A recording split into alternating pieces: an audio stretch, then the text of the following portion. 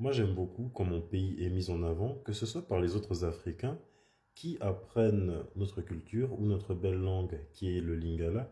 Et non seulement nos mimes et nos références sont connus à travers l'Afrique, il y a aussi les autres Africains qui connaissent ça et j'applaudis leurs efforts.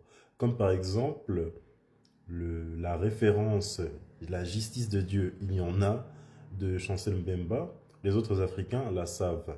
Et j'aime aussi quand des œuvres fictives ou d'autres super-héros font référence au Congo où certains événements se passent au Congo.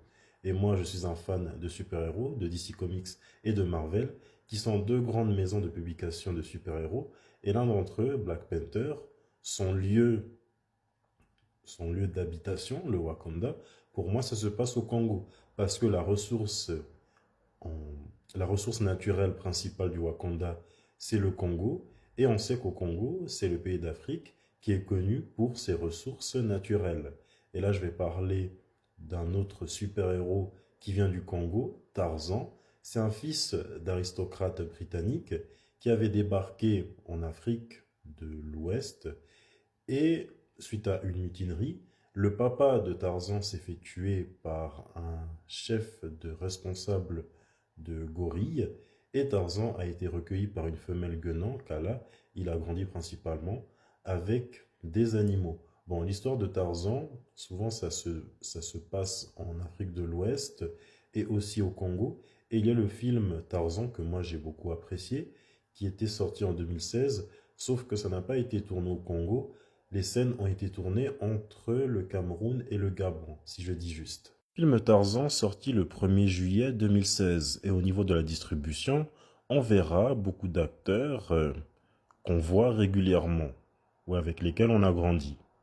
Dans le rôle principal, dans le rôle de Tarzan, avec ses pecs saillants, Alexander Skarsgård, l'un des fils prodiges de la famille prodige, la famille Skarsgård, où la plupart des enfants issus de cette famille sont de grands acteurs. La douceur australienne Margot Robbie, qui joue le rôle de Jane, et ce que j'aime bien dans ce film, c'est que Jane est assez indépendante. Elle arrive à se débrouiller sans Tarzan, à contrario de son interprétation dans les dessins animés, où elle a toujours besoin de Tarzan. Et l'interprétation de Margot Robbie dans le film Tarzan, ça reflète aussi l'incarnation de Jane dans les livres, où elle sait se débrouiller seule sans Tarzan. Christoph Waltz dans le rôle du capitaine Léon Rome, qui était un colon qui a réellement existé au Congo. Ce qui est incroyable dans la carrière de Christoph Waltz, c'est qu'il est un grand acteur, mais il joue très bien les racistes, les colons et les tueurs de colons.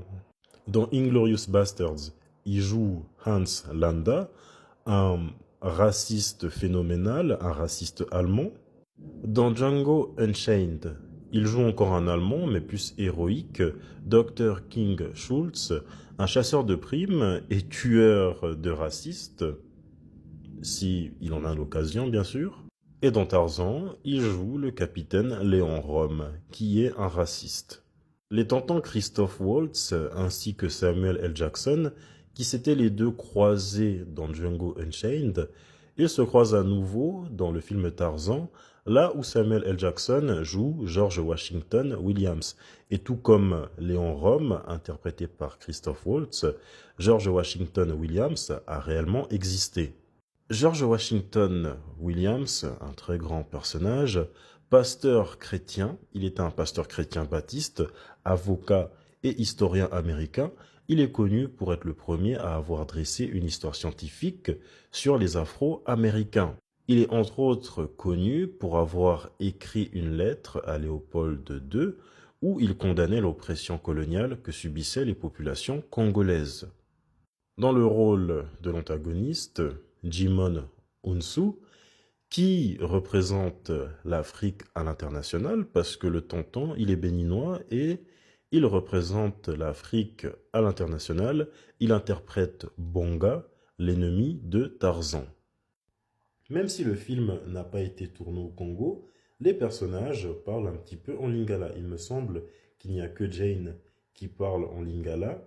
Et même si ça reste un petit peu difficile à comprendre, nous les Congolais, nous le comprenons, mais c'est un petit peu difficile à comprendre parce que les acteurs parlent principalement l'anglais. Mais je trouve que ça fait vraiment une représentation pour le lingala. Nervous. Is that what your mother would call it? Lakangaye te okavandete pe okabundete? Shut your mouth! Okoko kosangisa, Bitoya Bigelow Nyonzo?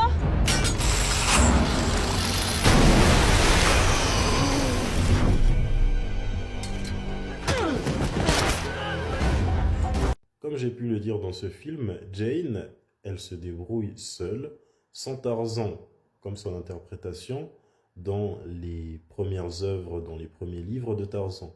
Ça, c'est l'une de mes scènes préférées, où elle parle le lingala et elle se débrouille toute seule. Et l'une de mes autres scènes préférées, c'est quand Tarzan, il affronte Mbonga.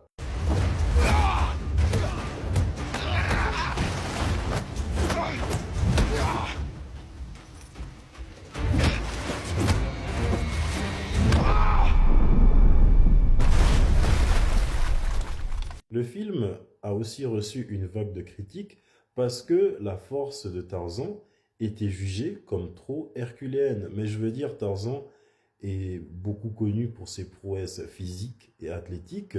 Il ne fait pas que se balancer d'arbre en arbre ou de liane en liane. Par contre, ce qui m'avait surpris, c'était que il terrasse ses ennemis en une seule baffe et que ses pecs étaient à l'épreuve de balles. On aurait dit un véritable super-héros.